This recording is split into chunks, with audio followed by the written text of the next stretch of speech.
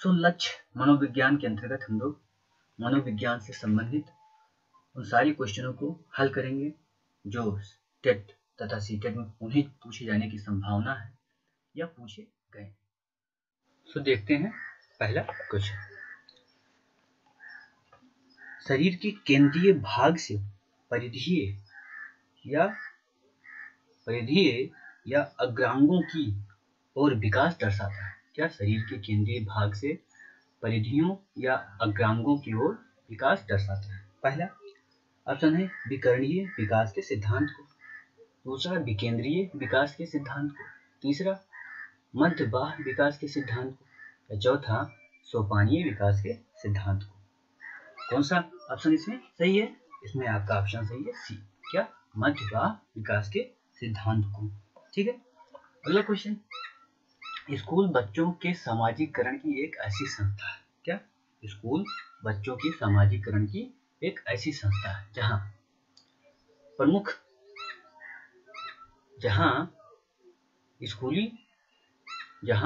स्थान स्कूली बच्चों का होता है। क्या जहां प्रमुख स्थान स्कूली बच्चों का होता है, जहां प्रमुख स्थान स्कूल की दिनचर्या का होता है, जहां प्रमुख स्थान स्कूल की गतिविधियों का होता है और जहां प्रमुख स्थान स्कूल के शिक्षकों का होता है।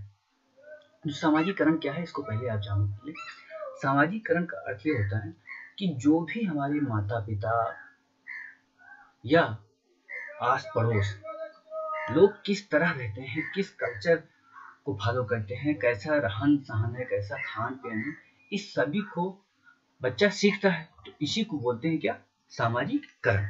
इसी को यानी समाज में जो गतिविधियां हैं उसको जो बच्चा सीखता है उसी को क्या बोलते हैं? सामाजिकरण कहते हैं। तो इसमें ऑप्शन आपका क्या होगा? आपका ऑप्शन ये होगा। क्या ऐसी संस्था है स्कूल जहां पर प्रमुख स्थान किसका होता है? बच्चों का प्रमुख स्थान होता है। बिना बच्चों के स्कूल का कोई औचित्य नहीं है। ठीक है, अगला क्वेश्चन।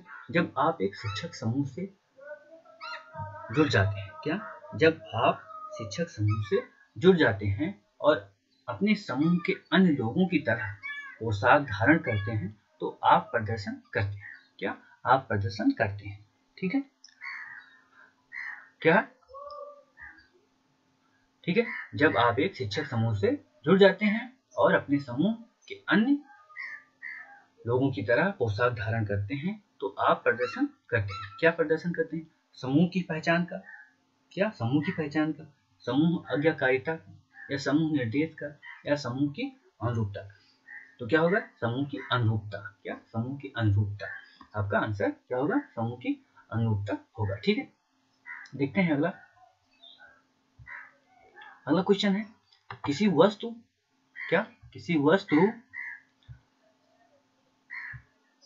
अस्थायित्व की धारणा पियाजे के विकास के चरण में प्राप्त हो जाती है। क्या क्वेश्चन है कि किसी वस्तु के अस्थायित्व की अवधारणा पियाजे के विकास के चरण में प्राप्त हो जाती है। तो पियाजे के विकास, क्या ये आपका होगा विकास। ठीक है, विकास के चरण डॉट डॉट में प्राप्त हो जाती है। तो आपका ऑप्शन है संवेदी मापक, पूर्व परिचालन, मूर्त परिचालन या औपचारिक परिचालन। तो आपका आंसर होगा क्या?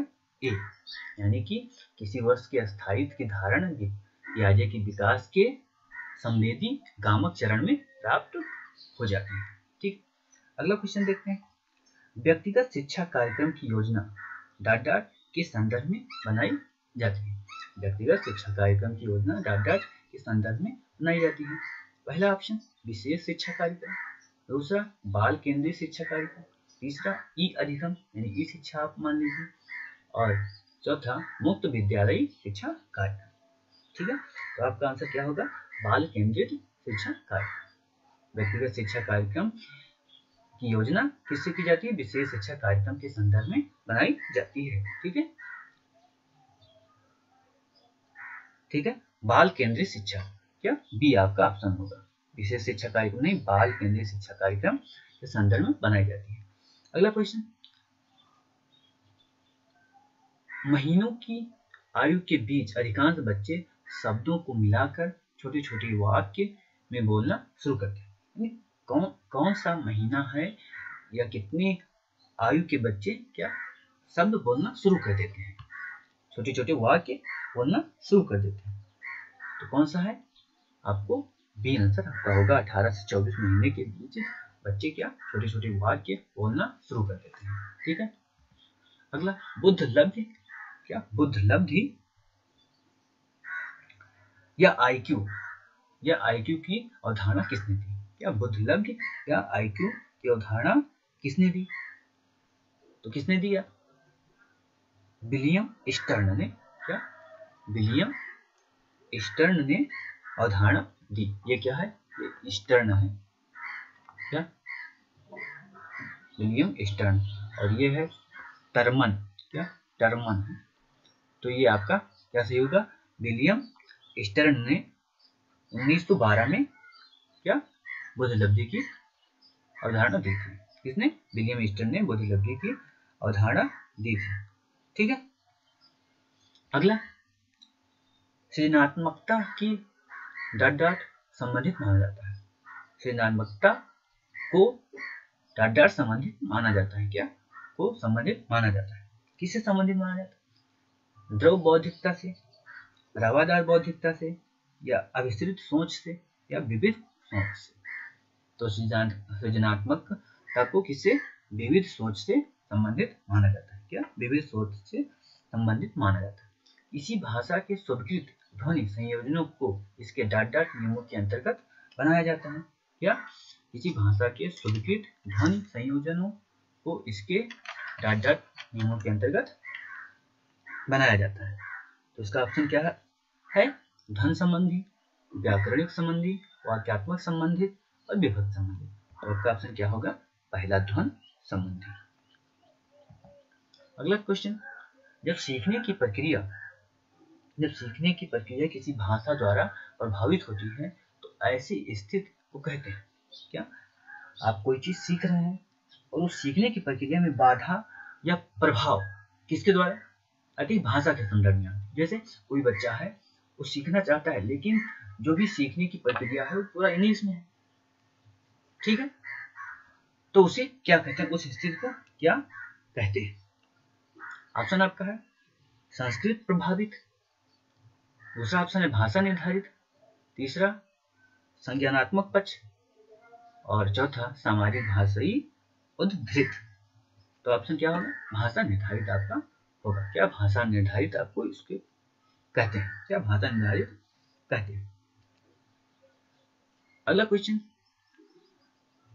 अपने अनुभव और लक्षणों के आधार पर उपकरणों में खराबी के कारण की परिकल्पना का परीक्षण कर रवि उपकरणों की मरम्मत करता है और उपयोग करता है। अपने अनुभव और परीक्षणों के लक्षणों के आधार पर उपकरण में खराबी के कारण की परिकल्पना का परीक्षण कर रवि उपकरणों की मरम्मत करता है।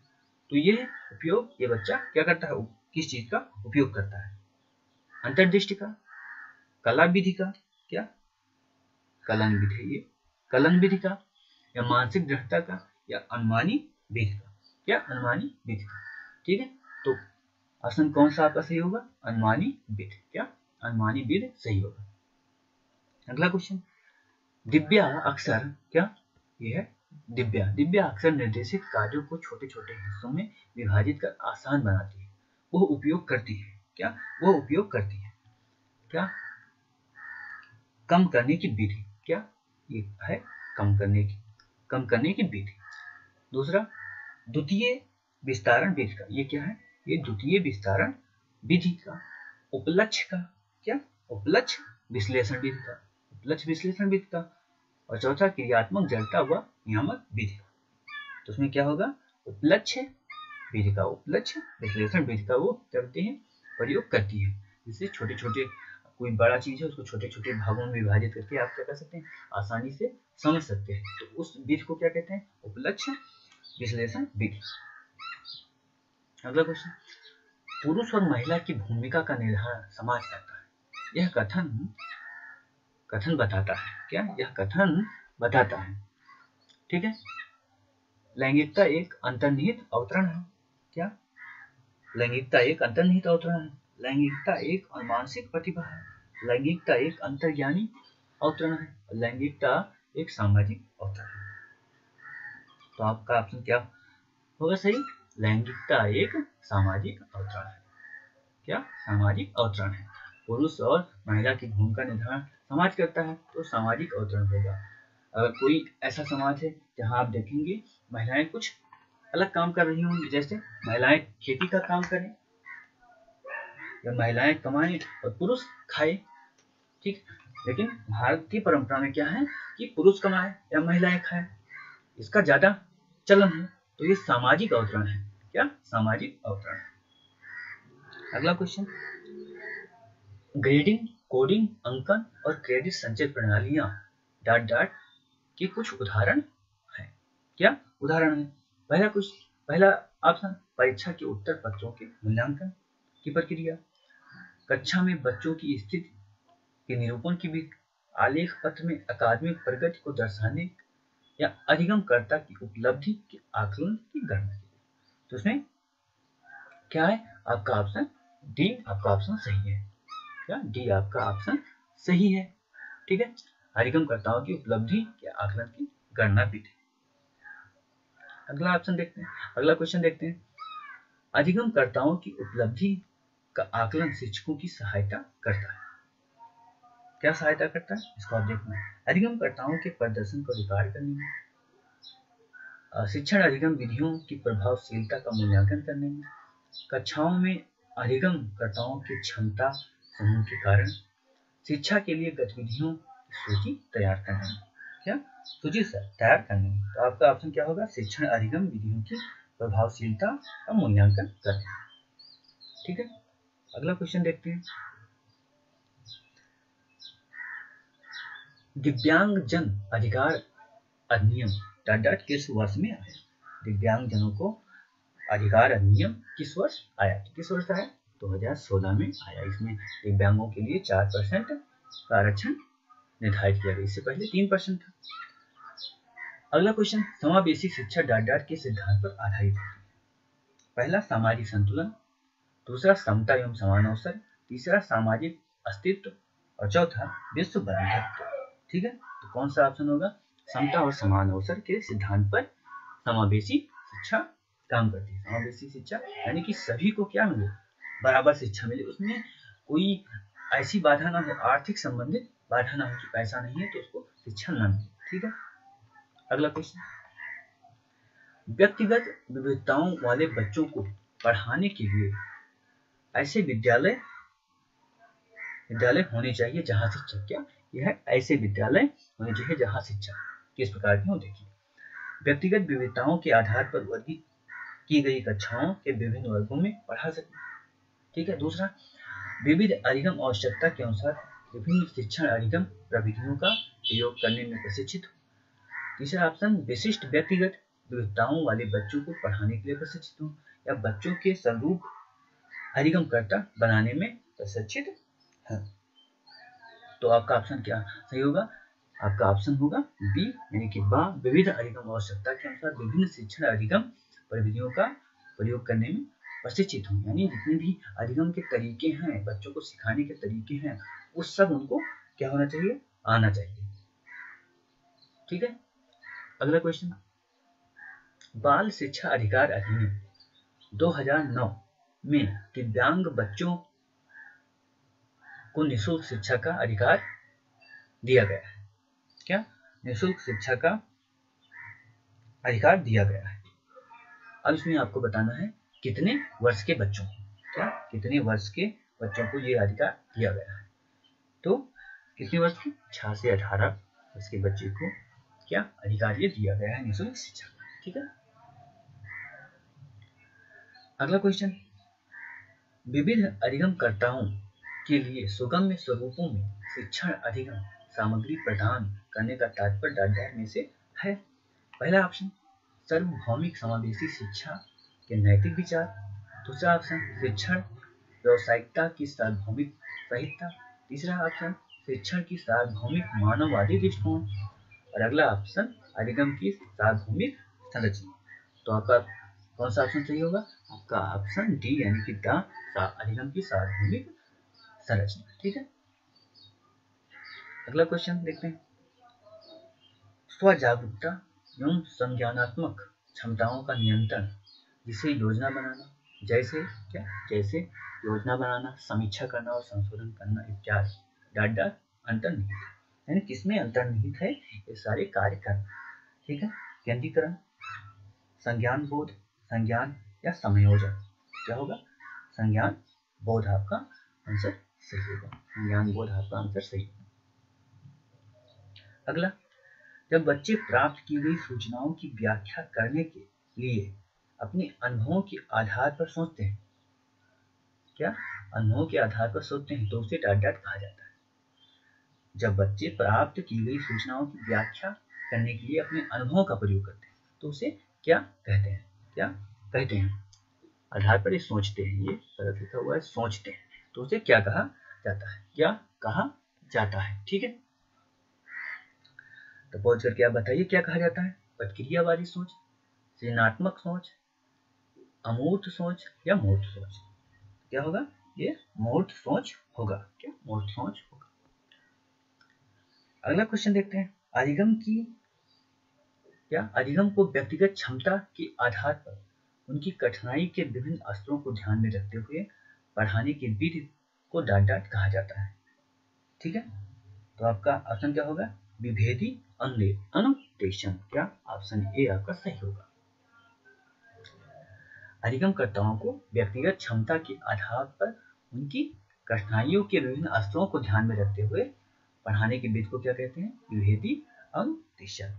यानी कि जिस प्रकार का बच्चा है उसी के अनुसार उसको पढ़ाई जाए, उसकी जैसी क्षमता है उसी के अनुसार पढ़ाई जाए। कोई ऐसा बच्चा है जो क्या क्रिकेट खेलना या चेस खेलना पसंद करता है, तो उसी शिक्षा के चेस के संदर्भ में और क्रिकेट के संदर्भ में उसे शिक्षा दी जानी चाहिए, तो उसे क्या बोलेंगे? विभेदी अनुदेशन।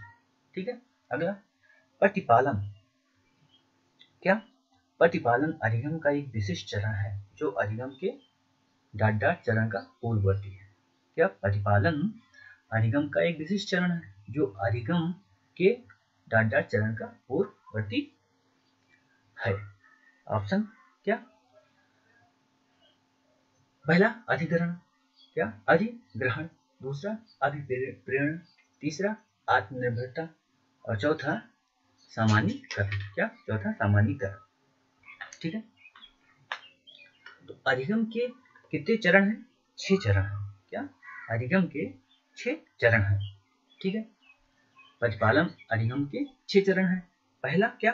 प्रारंभिक अर्जन होता है, दूसरा उन्नत अर्जन होता है, तीसरा प्रवीणता होता है, चौथा प्रतिपालन होता है और पांचवा सामान्यीकरण होता है और छठा समस्या अनुकूलन।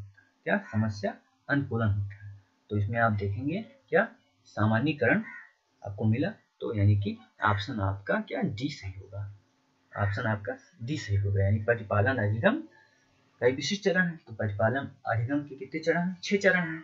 6 चरण में हमने बताया प्रारंभिक अर्जन है, उन्नत अर्जन है, प्रवीणता है, प्रतिपालन है, सामान्यीकरण है, समस्या समाधान। तो सामान्यीकरण आपका आंसर होगा। अगला क्वेश्चन, जजोंग का ये कहना कि संज्ञान और भाव डॉट डॉट होते हैं। क्या? जजोंग एक मनोवैज्ञानिक है, वो कहते हैं कि संज्ञान और भाव होते हैं। क्या होते हैं? अन्योन्य आश्रित होते हैं, स्वतंत्र होते हैं, अंतर संबंधित होते हैं या एकीकृत होते हैं। तो जजोंग के अनुसार क्या होते हैं? स्वतंत्र होते हैं। ऑप्शन आपका बा आपका सही होगा। पहले से सीखे, अगला क्वेश्चन, पहले से सीखे हुए कार्यों में सुधार लाने के लिए शिक्षक बच्चों को प्रदर्शन देकर सिखा रहा है। वह शिक्षण की डॉट डॉट विधि का प्रयोग कर रहा है। कोई बच्चा है जिसको सिखाया गया कुछ, लेकिन वो बच्चा समझ नहीं पाया। अब टीचर क्या करता है? उसको खुद करके, जो कार्य सिखाया उसने खुद करके यानी प्रदर्शन करके बच्चों को सिखाता है। तो इस सिखाने की प्रक्रिया को क्या कहते हैं? क्या कहते हैं? तो क्या कहते हैं इसको? प्रतिरूपण कहते हैं इसे। प्रतिरूपण यानी मॉडलिंग। वो जैसा सिखाना है वैसा स्वतः करता है, तो उसको क्या कहते हैं? प्रतिरूपण, मॉडलिंग कहते हैं। अगला क्वेश्चन, क्या? मैत्र। ये क्या है? मैत्र है। ठीक है, मैत्र और जेनिंग्स के अनुसार निर्णय लेने वाले बच्चे समस्या का विश्लेषण करते हैं। निर्णय लेने वाले बच्चे समस्या का विश्लेषण करते हैं, विकल्पों की सूची बनाते हैं और फायदे और नुकसान के प्रत्येक पहलू पर विचार करते हैं। तो उनका व्यवहार क्या, तो उसका व्यवहार प्रस्तुत करता है। ये क्या है, व्यवहार है, क्या व्यवहार प्रस्तुत करता है। ऐसा अगर कोई बच्चा व्यवहार कर रहा है तो उसका व्यवहार क्या प्रस्तुत करता है, क्या क्या प्रस्तुत करता है, तो क्या प्रस्तुत करता है, सतर्क करता है कि बच्चा काम के करने के प्रति बहुत ही सतर्क है, या बहुत ही सतर्क है। अगला क्वेश्चन, एक समस्या सुधारक बच्चा डाटा विचार के आधार पर कथनों की सच्चाई या संभावना का मूल्यांकन करता है। एक समस्या सुधारक बच्चा है तो क्या करता है, विचार के आधार पर कथनों की सच्चाई या संभावना का मूल्यांकन करता है। तो उसे क्या बोला जाएगा, क्या उसे बोला जाएगा। तो आपका ऑप्शन क्या, आपका ऑप्शन होगा क्या, तार्किक। आपका ऑप्शन तार्किक सही होगा।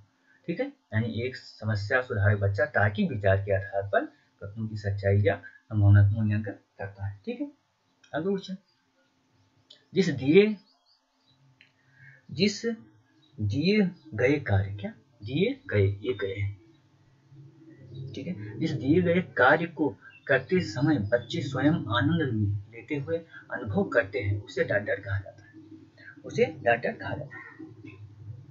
तो उसे क्या बोलेंगे, उपभोक्ता प्रकार का कार्य, क्या उपभोक्ता प्रकार का कार्य। ऑप्शन आपका बी क्या होगा, सही होगा। जिस दिए गए कार्य को करते समय बच्चे स्वयं आनंद लेते हुए अनुभव प्राप्त करते हैं उसे उपभोक्ता प्रकार का कार्य कहा जाता है। ठीक है, बहुसंवेदी शिक्षण अधिगम की प्रविधि में अधिगम संवर्धन हेतु दृश्य, श्रव्य, स्पर्श और संवेदनाओं का एक साथ प्रयोग किया जाता है। ठीक है, बहुसंवेदी शिक्षण अधिगम की प्रविधि में अधिगम संवर्धन हेतु दृश्य, श्रव्य, स्पर्श और डाटा संवेदनाओं का प्रयोग किया जाता है। तो किस संवेदनाओं का प्रयोग किया जाता है, गति बोधक संवेदनाओं का प्रयोग किया जाता है।